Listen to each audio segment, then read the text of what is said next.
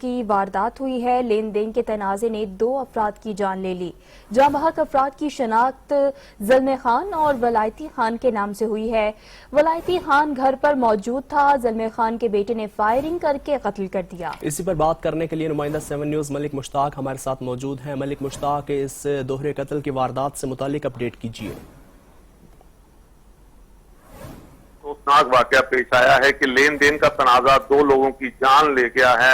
वाकया कुछ इस तरह से है कि वलायती खान घर पर मौजूद था कि ज़ुल्मे खान के बेटे ने वलायती खान से 40,000 रुपए लेने थे, जो अपनी रकम लेने के लिए वलायती खान के घर गया। वहां पर तलक कलामी पर वलायती खान को ज़ुल्मे खान के बेटे ने फायरिंग करके कत्ल कर दिया, जबकि ज़ुल्मे खान नमाज पढ़कर आ रहा था और वलायती खान के भाइयों को ये पता चला कि उनके भाई को जो है वो ज़ुल्मे खान के बेटे ने कत्ल कर दिया है। तो फौरी तौर पर उन्होंने रिएक्शन किया और फौरी तौर पर ज़ुल्मे खान को भी रास्ते में ही कत्ल कर दिया, क्योंकि पुलिस मौके पर पहुंची और दोनों की लाशें फौरी तौर पर मुर्दा खाने मुंतकिल अब कर दी गई हैं और पोस्टमार्टम जारी है। इसके बाद पुलिस एहलकारों का ये कहना है, थाना भाटी का ये वाकया है, भाटी की पुलिस का ये कहना है कि पोस्टमार्टम के बाद ही कानूनी कार्रवाई मुकम्मल की जाएगी। जी ठीक है, कानूनी कार्रवाई पोस्टमार्टम रिपोर्ट के बाद ही मुकम्मल की जाएगी। बहुत शुक्रिया मलिक मुश्ताक, आप हमें इस हवाले से तफसीलन आगाह कर रहे थे।